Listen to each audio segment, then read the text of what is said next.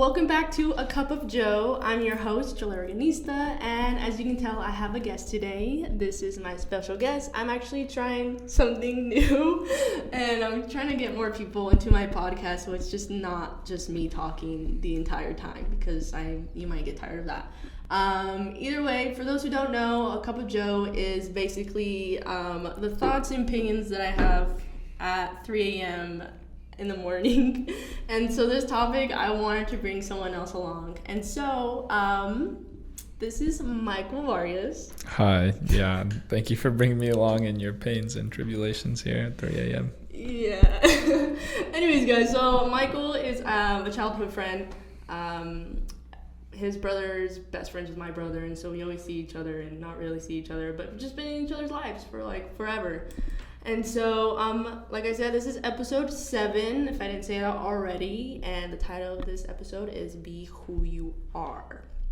And I'm just gonna let Michael introduce himself, because I didn't let him. Yeah, again, like she said, my name is Michael Vargas, and I am currently a full-time student at the University of Utah, and I also work full-time as well.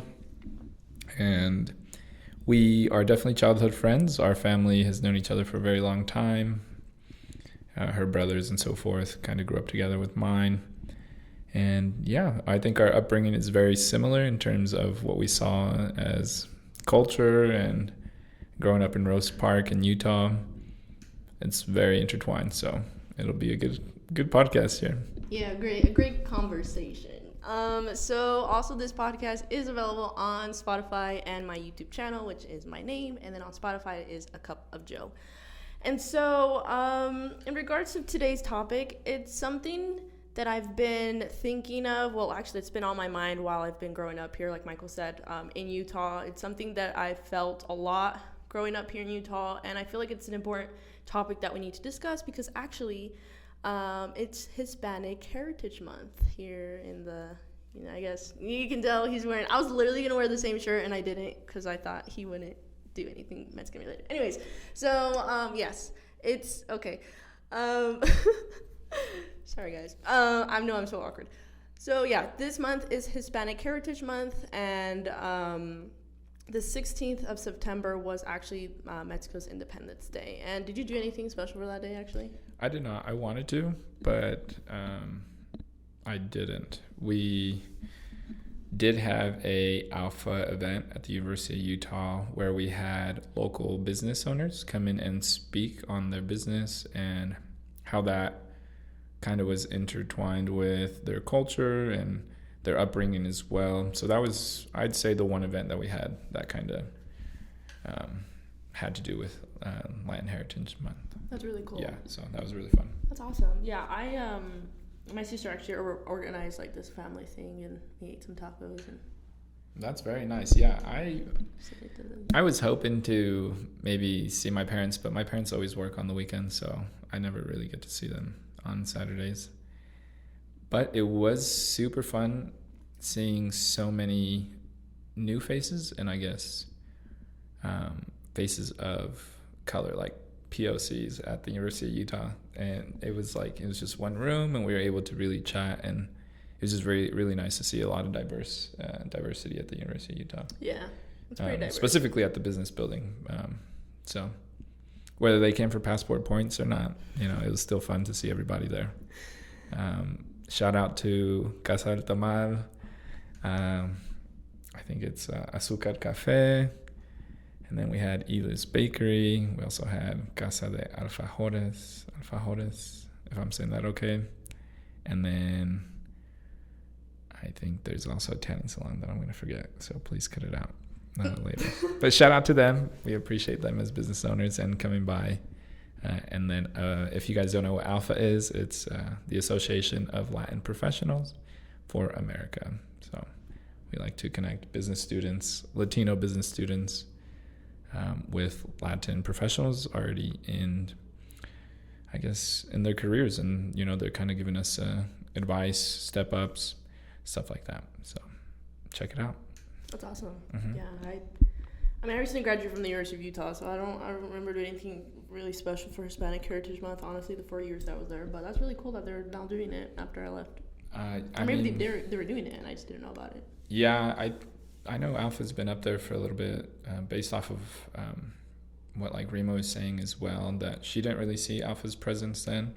So I think over the last couple of years, the presence has been more felt.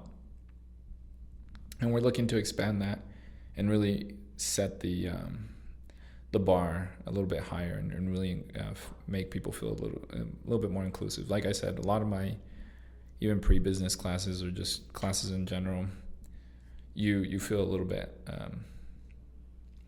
left out, I'd say, in terms of people of color and so forth. So it's very nice to see people who you can relate to. Of course, yeah.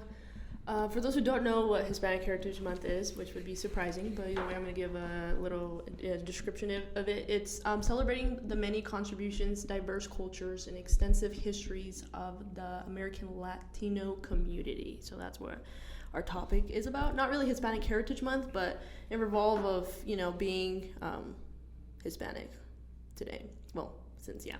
And so going to within our now into our like kind of what I want to get into is so basically, like I've been stating in every podcast, is I was born here in the United States. My mom was born in La Ciudad de Mexico. My dad's from LA.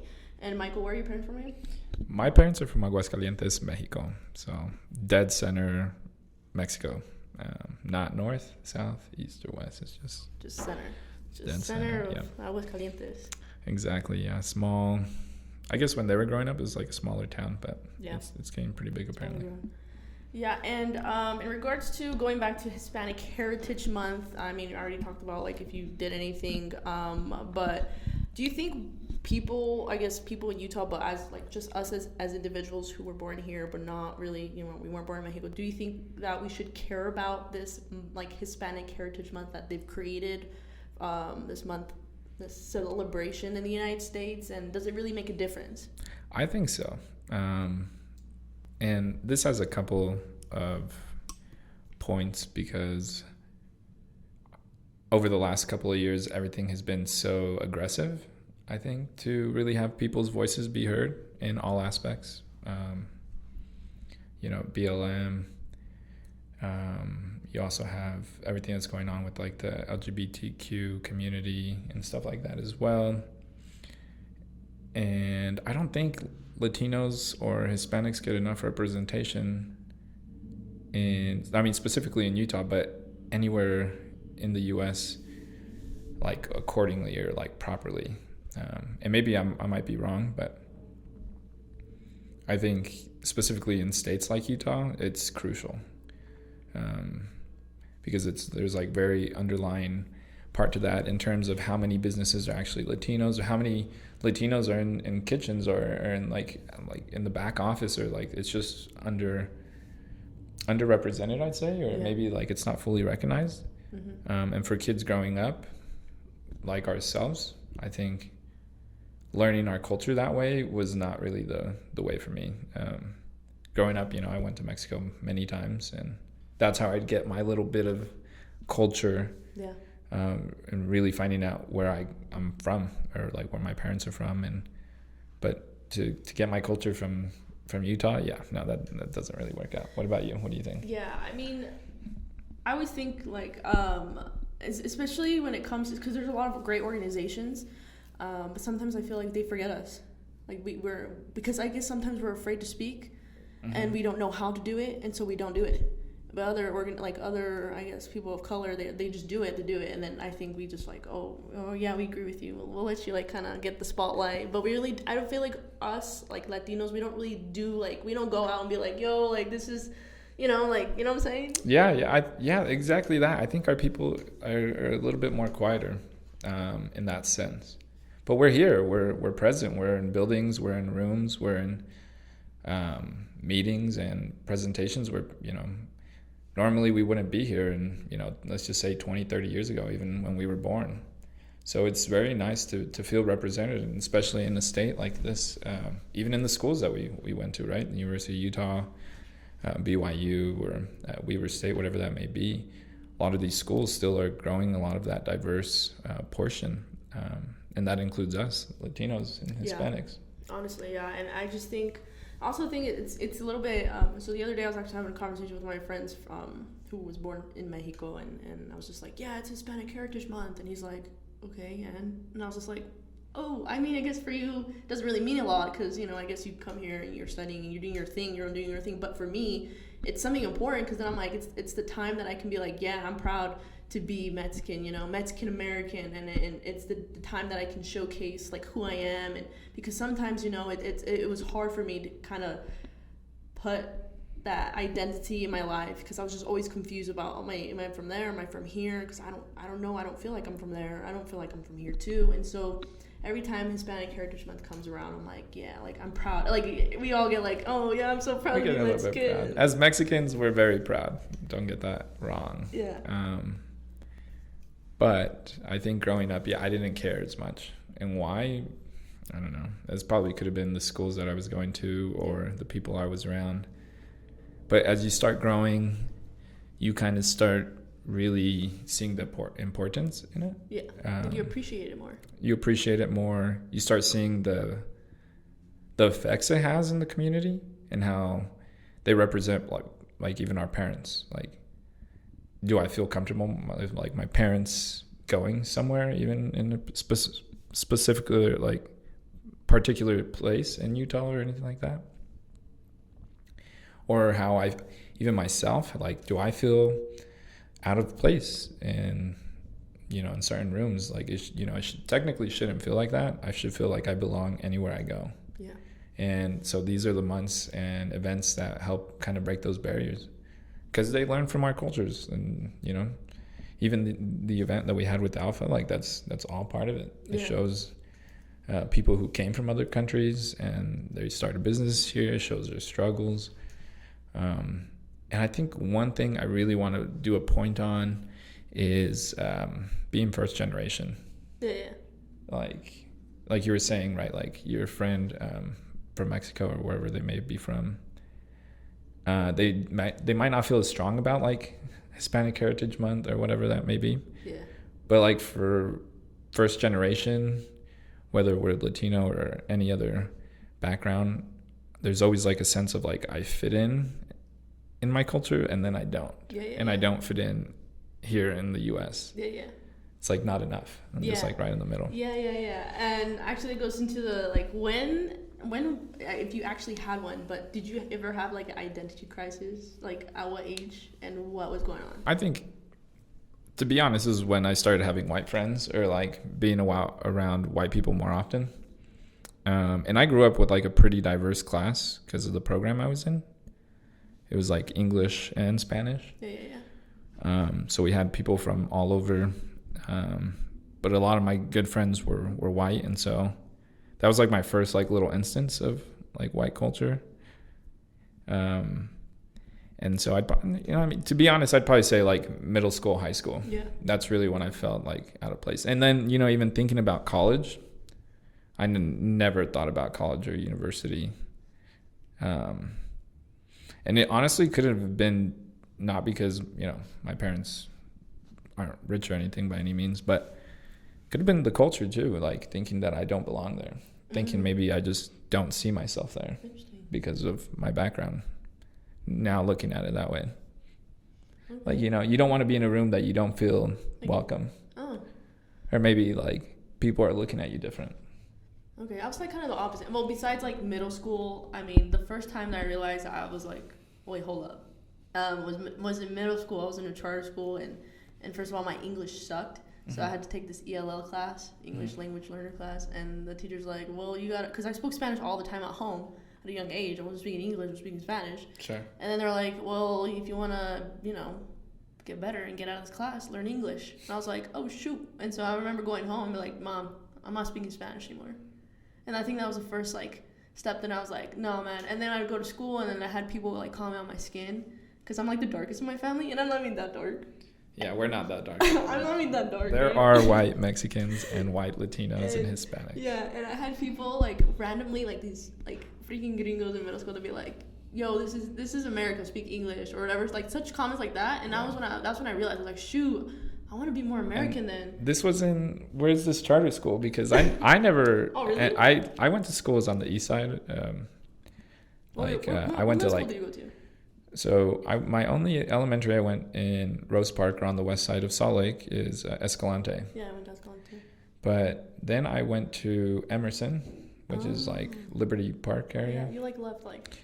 3rd grade. Yep. And that's when I was introduced to like basically all my classmates that were. It was like a mix, you know, people from Brazil, Venezuela, Mexicans. And then like a group of just white kids kind of like from all over. And the program was like you speak Spanish and English every other day. Oh, it's a dual language school. Yeah. Or that particular program in that school. Yeah, those are more common now. It was also like called ELP. So like we were doing like honors, I guess, for like in elementary. But I never got disrespected that way. Really? Yeah. Dang. Which is wild. Not even up till middle school. It was 7th grade for me. Oh no, 6th grade. In Rose Park? Yeah, it was the Salt Lake Center for Science Education, Slicksy. That charter Wow. school. And the thing is like you would think it was very diverse, dude. There was like that's what I'm saying. You would think that you wouldn't get. It was like this couple, just a like couple like these like 3-4 gringos around me or after me. Maybe they had a crush on me. I don't know. Maybe they. I don't know. But they would say stuff like that, and that's when I realized like shoot. So that was like the first time that I was like, man, I'm gonna start wearing long sleeve, not be in the sun too much, and I got super self-conscious about like my English and how I looked, and it was so I think that's where I was like, no, I'm not Mexican, I'm not gonna do it. So I told my mom, I was like, I'm not gonna speak Spanish anymore, I'm not gonna do any of that. And that's when I forgot a ton of my Spanish. I was literally a no salvo kid, you already know. I mean, no, don't say. Dang, yeah, no, that's wild. That really surprises me because like I'd seen it with my parents, like that type of behavior, but that's like adults, and that's like in stores or whatever that may be, or interactions. But at school myself, I don't think so. Not even at Highland. Dang. Yeah, Highland's pretty diverse too. Yeah, not even at Highland. West High never got anything. And don't get me wrong, there's a lot of privilege to the schools that I went to in terms of like the kids, but I was never disrespected in that sense. Nor did I see my friends get disrespected in that sense. Yeah, it's so it definitely does surprise me. Yeah, and then so that was like the part that I was just like, oh no, I don't want to be very Mexican. And then it was until high school and I started hanging out with Mexicanos and like Latinos, and they're like, yo, like you can't even speak Spanish. Yeah, I mean, to each their own. I think you know you're still, that doesn't take away how Mexican you are. I know. Like that. But that's where I got self-conscious. I was like, shoot, I gotta prove to myself now. I gotta start learning Spanish. I gotta learn how to dance or something because I can't. Like I don't even know how to do cumbia. And so that's when I was just like, oh shoot, I forgot. I've lost so much because of what's happening. And so I was trying to regain it. And so that was when I was like, what do I do? I'm confused. You know? Yeah, I understand that. Yeah, like I said, I went to Mexico many times growing up, so I gained my culture that way. And I was like, I'd go with my dad and my mom to like photography, and so we would do like quinceañeras, bautizos on the weekends. So I kind of regained my culture through that. Okay. And I was like 12, and I did that up to like I was like 20, 21 towards the end of that. So I'd say that definitely helped a ton to. So being like emerged with like everything again. Sure, yeah, because you know a lot of these people were, you know, Latino business owners, or like they were also really big people in terms of the like Latino community. Maybe I didn't see it like that before, but like some of these parties I guess were pretty massive, and they would bring true culture. That's true. Not that we specifically, you know, only have banda at these type of parties, but or you know what I mean, like some of these parties can be a different type of culture, especially like where our parents are from, like Mexico City or Aguascalientes. It's not the same. It's not the same, but it's still part of that culture. Yeah. And so whether I learned it differently or not, it definitely helped me. Yeah. Yeah. I think back then I thought quinceañeras were a little like weird, and then now I'm like, dang, I didn't get one. Yeah, they were fun. You'd see culture, you'd see the way like Latino youth was growing up. Yeah, that's true. That's kind of how I based it off of. But it was always different because most of these families were on the west side, and I was going to school on the east side, so I can kind of see the reflection of that. Even the Latinos on the east side. That's different. Mm-hmm.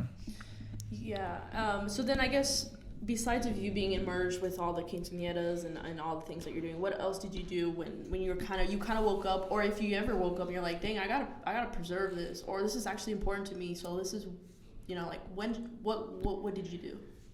To really preserve it and actually explore more, like as an adult, I would say honestly the last couple of years. Yeah. But through high school and I mean, not too many people know, but when I went to Horizonte, that was a big eye-opener for me,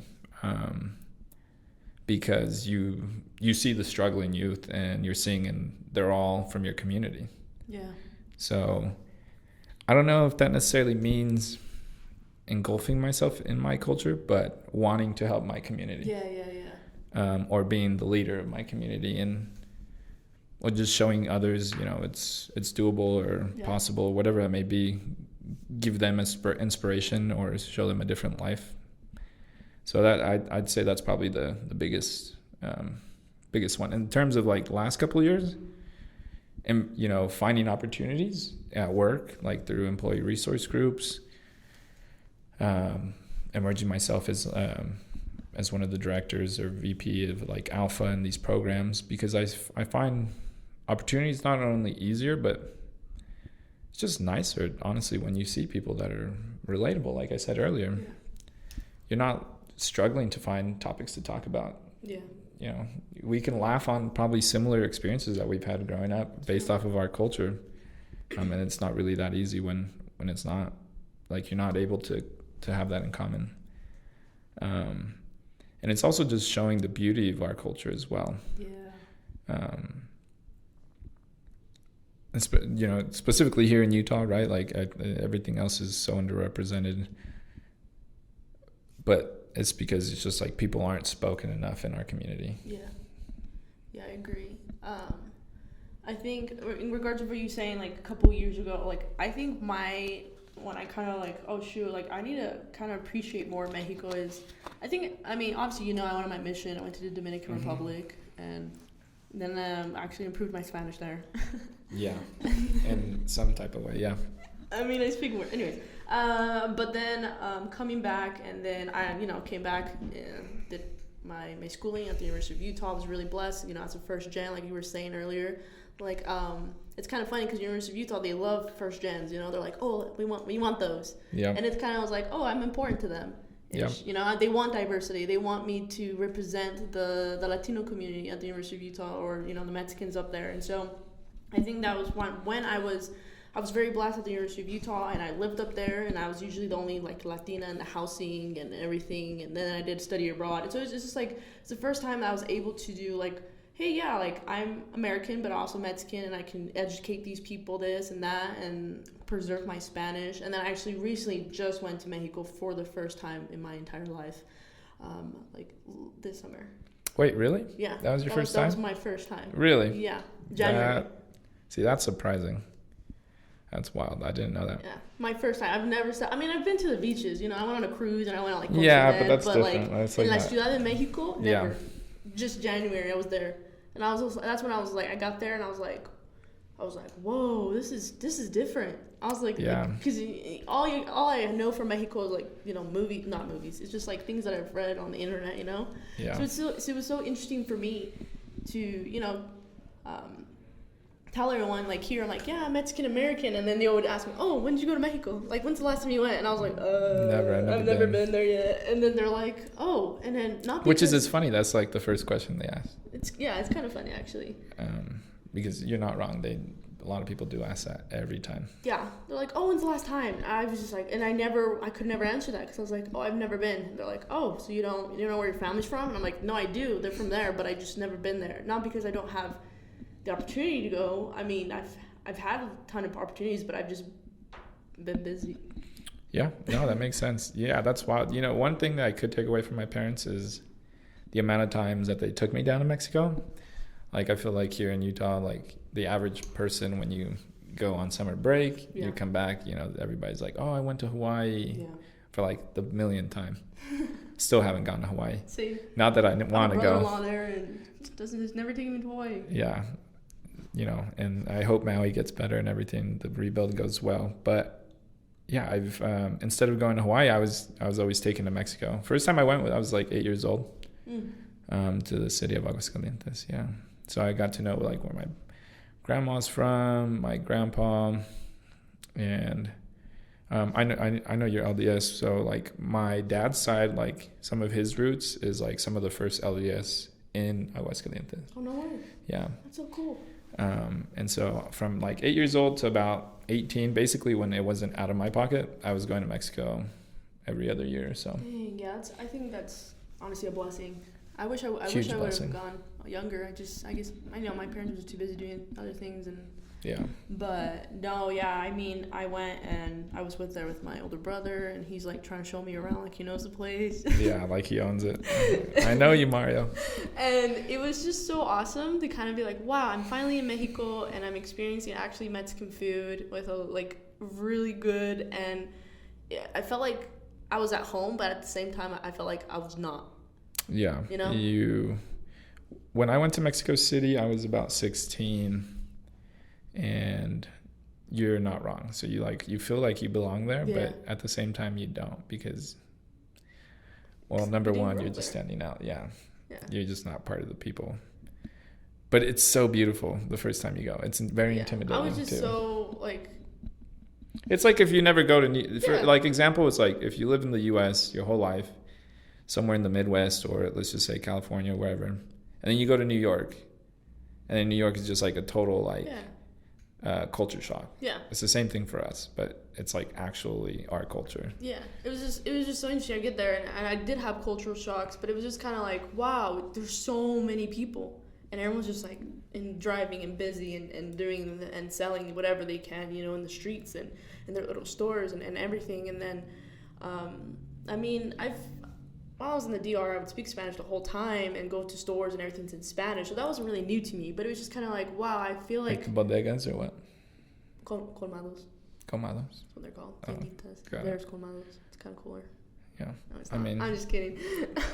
But, no, I was just really amazed. And then I was able to go, I went to La Ciudad de Mexico. I was there, and then I went to the Estado de Mexico, and I was there for 3 months. And that's when I stayed with my grandma. And that was the first time I saw my grandma after like 15 years. Wow. Or maybe more. Man. The first time I saw her, I was like, "Hey, Grandma." And you stayed there for a minute, right? I stayed there for 3 months. 3 months. Wow. I was just like, I need to be here with my grandma. Sure. And also like explore the place. And I went to a lot of cities while I was there, and I was just so amazed and happy that I was like, dang, like all this time here in Utah, I try to represent Mexico as best as possible. But how can I do that if I haven't even gone to Mexico? That's honestly the straight. And what you're talking about, your grandma, I have a great grandma in Mexico City, and I honestly talk to them so much about stories they have, how they grew up. Yeah. And that's how, honestly, like we're talking about like retaining our culture. That's been some of the culture, how I've been able to absorb that from them, how they grew up, how they saw things. How was Mexico, like even through the show Narcos, to be honest, even learning like the presidencies that went through and actually put these certain policies in Mexico, how Mexico and the U.S. have been going back and forth in terms of politics. Even now, it's very interesting because it all plays out in some type of way. You'd think it might not affect you, but it does, because Mexico does have so many resources that we honestly take for granted every day, but we just don't see that. And I think too, in terms of how they, like our parents grew up, or even our grandmas, the type of news outlets that are out in Mexico, and in that sense too, you're like, wow. I help my parents all the time as much as I can whether it's finances or tech, but it's like, you didn't know about that, Mom? Or like, you didn't know about this? It's like, I didn't know anything. Yeah. They didn't teach us that. So it's also kind of a blessing, like you're saying, to have so much information all at once. Yeah, I agree with that. Also, like during my time in Mexico, you kind of like, obviously we were born here, but we know our family's from over there. But it's like kind of nice because you not only do you appreciate Mexico, but then when you come back, you appreciate also being from here in the United States. And so it's like sometimes some like people who, I mean, those are, I'm not trying to say, all I'm trying to say, like, being Mexican American helps you really appreciate both sides. And so when you're in Mexico, you appreciate all the time that you're there, and you appreciate like all the new things that you're learning. But then when you come back home, you're like, wow, I really do appreciate being, I mean, in the United States and the resources that I do have here that maybe people in Mexico don't have, you know. And so it's like, it was a really eye opener for me that while I was there, I was able to do things I usually don't do here in the United States, you know. Like I remember doing things like in the DR, like you have to buy like botellones de aguas, like big bottles of water because you can't drink the water, like tap water. Like here, like you don't really worry about that, right? But in Mexico, like my mom always like had to like go buy like jugs of water, and then like in the streets they have different sounds for like the different vendors and stuff. It's just kind of cool. And then like outside you can go get some chicharrones with the chile like really fast. And here you have to like go to a supermarket. So sometimes a lot of things are accessible in Mexico that you can just easily go find like really fast. Through these bodegas, yeah. And then here you just gotta go to Costco and buy like the big packages of everything. Yeah. And so it really helps. While I was over there, I just really appreciated everything. That I was like, wow. And then obviously I was able to go to like other states. I went to Tlaxcala, which are a lot more humble. Yeah. Tlaxcala is wow. I've only seen Tlaxcala through a show. It's called Ugly on HBO. You guys should check it out. You should too. Ugly. Why is it called? It's like he's like a rapper. Oh, okay. And so his rapper name is Ugly. Oh, okay. I was like, they're trying to say this Steve's ugly. But he goes out to hide out there, anyways. But it's a very humble space, right? Oh yeah, it's really beautiful. But yeah, it's very humble. And then you have like big cities like Querétaro, that's huge, and I've been there as well, yeah. From like Estado de Mexico, so it was just really awesome to be there and be immersed completely and just be like, wow, and just trying to like and they're all different aspects, like Guanajuato, Querétaro, like they're in the same state, but they're like so different. Oh yeah. Right. Completely. It's just so even the people. Yeah. And so it's kind of funny when I would tell people like, oh yeah, like my parents are from that, they're like, oh, chilangos, you know, like they already have like their own little like thing with each other and like different states. I don't know. Stereotypes. Yeah, and it's just really cool because I mean, that was my first time going to Mexico, so I was like, wow, this is awesome. And then I come back. That's probably why you seem like so out of place there. Why? Because I've never gone. I just don't think you've absorbed like true Mexican culture, specifically how they they represent it. Because you've just never gone to Mexico. Oh yeah, definitely. Yeah, because I'm all like, I'm out here, I'm like, yeah, Viva Mexico. Yeah. And then I go there, I'm like, oh Cinco de Mayo. Yeah. Whatever, I've never celebrated Cinco de Mayo. But no, yeah, you're right. Like, for you to understand the people, it's you have to live with them. You have to be with them. Yeah, like my Spanish has never been perfect, but... Yeah, definitely. Thanks, John. But definitely like having those little, like learning the little bit of culture through growing up, I think that has been crucial to me. Even speaking Spanish at school, but it's definitely crucial for not to be, even then I was still represented as like the white kid, or I'm not Mexican in Mexico. Oh yeah, definitely. They didn't even think I was, and I was dark, dude. I was like freaking brown, and they're like... Well, there's güeros everywhere. True, but... They might consider you from like Chihuahua or Sinaloa, but... That doesn't necessarily like the way how you speak Spanish, the like accent, the Spanish accent that you have. I don't have an accent. They'll break you down easily. Yeah, they like the funny thing about Mexicanos is like they bully you, but in like a loving way. I wasn't used to that. I get there and everyone's bullying me. Yeah, you gotta have a kind, like not a kind heart, but you can't take it too hard. I was getting roasted like 24/7 over there, and I was just like, guys, can we like take a break? Like, literally, I was with some friends, like a group of friends. Like, they're gonna make you cry. Quiere llorar. No. I mean, we went to go eat at a restaurant real quick, and I was really quiet and shy, you know, because when I don't know people, I don't talk, even though I talk a lot. And they're like, what do you want? Look, ¿qué quieres? And I was like, And they're like, vamos a pedir una gringa para la gringa. And I got so offended. I was like, no soy gringa. And then they started like going at me after. And then my friends like, don't say anything because they're just kidding. So they attacked me a lot, but like in a loving way. But I wasn't used to it, you know, because here they don't do that. Yeah. Like, we don't do that to each other. No, we do that to each other. Oh, I guess I mean, I do it with my friends. I guess my friends don't do it to. I mean, my friends don't. Because I have my friend group's pretty diverse.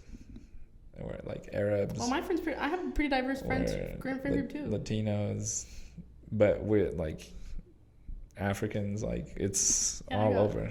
Me too. But I mean, we get after each other. Well, I think that's maybe a guy thing. I don't do. They are all guys. The girls too, though. Well, I don't do we'll that still with talk a girls. ton of crap.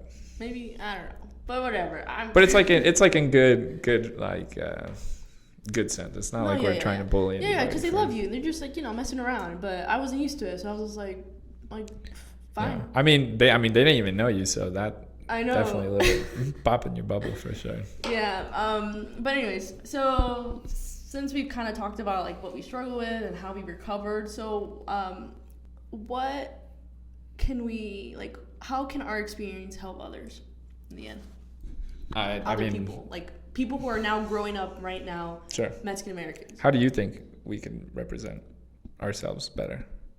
Well, I think being confident in who or we like, are. What would you want growing up? Being told it's okay, like to feel like. I wish honestly, if someone would have told me like, dude, like don't looking sweat back, it. you little Joe, Little Joe. little Joe looking at Big Joe. I would have probably told myself like, hey, little Joe, like don't worry about what other people are thinking, because I think I was so consumed about what people thought about me if I was too Sure. dark, too light, and everything. So I would have been like, no, girl, like be proud that you're Mexican American. You got best of both worlds and appreciate it. Continue to do what you need to do, but don't be ashamed of it. Like, who cares what people think? At the end of the day, these people are not even gonna remember you. Sure. And so I think I would have just been more patient with myself and just said like, yeah, just keep going. Yeah, I like that. Be more confident in being who you are. Sure. Yeah, I mean, if I could grow up, I'd just like to see people who represent me a little bit more. True. So in that sense, being that person, being that leader, finding ways to be in those rooms. That's true. I spoke to the pretty sure it's the CIO of MX, and he's from Tijuana, if I'm not mistaken, or Chihuahua. And it was so satisfying to see somebody like that in that position here in Utah. I was like, wow, this is very cool. That could be me. That could be any one of us. So in that sense, what could we do better? Finding opportunities to speak to the youth and really exemplify yourself as professional. Even though you're young, these younger kids might be a little bit more naive, and they see everything through TikTok, within 10 seconds or whatever. That's true. It's very easy to kind of shrug it off. Yeah. But I think that is a crucial piece. And then especially us as Mexicans, I think everything is so Mexican oriented. It's like, that's not it. The Latin and Hispanic culture is for everybody. Yeah. And I want to make sure everybody's represented that way, right? Like, so when I ask somebody, I'm like, oh, are you Mexican? And I don't. I'm just saying, hey, I know you're Latino, you're Hispanic. Like, where are you from? I don't just say, hey, are you Mexican? Because that's such a big thing. Yeah. And it's like, I'd be pissed if people were like calling me Colombian, like consistently, if that was the thing, right? Not that I have anything against Colombians, but what I'm saying is, I think you put the respect on people's cultures in that sense. And another big thing too is just being vocal. So doing things like this, what you're selling and what you're doing, that's huge. Yeah. Start with the youth. You're starting with the babies, not you popping babies, but like, the little dolls that you have. My right? small business. Yeah. My small business. If you guys don't know, it's on my bio. It's on my bio on my Instagram page. But here it's gonna be right here. She's gonna put a link. It's called Soch Creations, and it's creating empowerment through Mexican crafts and games and dolls, stickers, clothing. So it's just like empowering Mexican pride and feeling great about being from Mexico and the beauty of Mexico through children's books and everything. So you should go check it out. I'll add that. And do you think that'll grow through you continually going back to Mexico and learning definitely. more culture? You feel like that's helped you be more creative? Oh, it has helped me completely.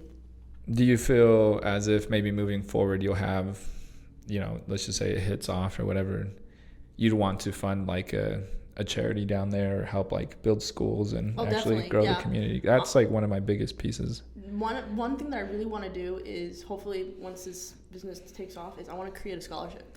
Yeah, that'd be great. Well, for at least for right now in Utah, for someone Sure. in Latino, Hispanic or / Latino, and help them through schooling, because I got a lot of funding from people, and so I'm like, I want to give back, and that's what I want to do. So, but that's a little bit. Yeah, no, I think one of the big things I took away from New York was the sense of how many other cultures come from other countries, but they come here to like study or. Yeah.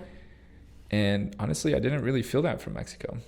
Not that they necessarily need to, but like a lot of my cousins, I don't know if they didn't just have the opportunity or they didn't have enough programs to do that, but like where they get sponsored visas out here and they go to college and they get all this scholarship and it's full programs. Usually by the time they're out of school, they get a job, they get a sponsorship, and then they actually get their full on citizenship or residency through work. And it's like super impressive. You're like, why isn't my family doing this or I think this and people that? just maybe don't know. Exactly. Yeah. So You don't know how to do it. It would be crucial for me to look forward and do that. That'd be cool. Mm-hmm. Yeah. But yeah, basically it's just, I don't know. I think it's just super important, especially during Hispanic Heritage Month, that we remember who we are and be proud of it and be confident about it and educate and hopefully, well, I know for sure you're going to be a leader. Not any doubt. I'm going to be a leader too. I'm just, I'm a little, it doesn't matter. Like, be kind of like, put yourself in positions where you can actually, lead. And that's what I want to do too. And That's obviously a different aspect, but. I've kind of had that thought in my head as like, put yourself in positions where you can be successful. Yeah. But I also think put yourself in positions where you can be a leader, and doors have opened up like substantially. Yeah. And I would love to continually move forward and continue being a leader in my community. I just want to do it with the right heart. Yeah, exactly. And with the right steps, right base. Learn the culture accordingly. Yeah. But yeah, I appreciate that. Yeah. Hopefully you are a leader too. I am going to be a leader. Yeah. It's more of a win. Exactly. Anyways. I mean, we're learning every day, like you're right. To even be in this position, like today, it's taken me years to even give it this importance, give it this type of priority, versus a couple of years ago, being so naive. So, it's part of being selfless, I think, too. Yeah, it's very true. Just to end things up, just all to those who are within the Hispanic Heritage Month, especially Mexican Americans we're speaking of directly, is honestly, I just want to say, be confident, love both cultures, don't try to put one higher than the other one. It's just a balance, and as you grow, you'll learn how to balance it. So don't ever feel that you're not, like you're alone, because you're not. We've all been through it, for those who've been in these two cultures, and it's just learning how to balance it and be proud of both. So that's what I would say. You want to say anything to that? Yeah, I think really getting a grasp of both cultures, one doesn't necessarily define you versus the other. I think sooner or later everybody will find their path to kind of unite them, but just be who you want to be. Like, be somebody that's true to yourself. You don't have to prove anything to anybody, and get to see the world early, young. Yeah. Any opportunity to travel, take in other cultures, forget about the Latin cultures, Hispanic cultures.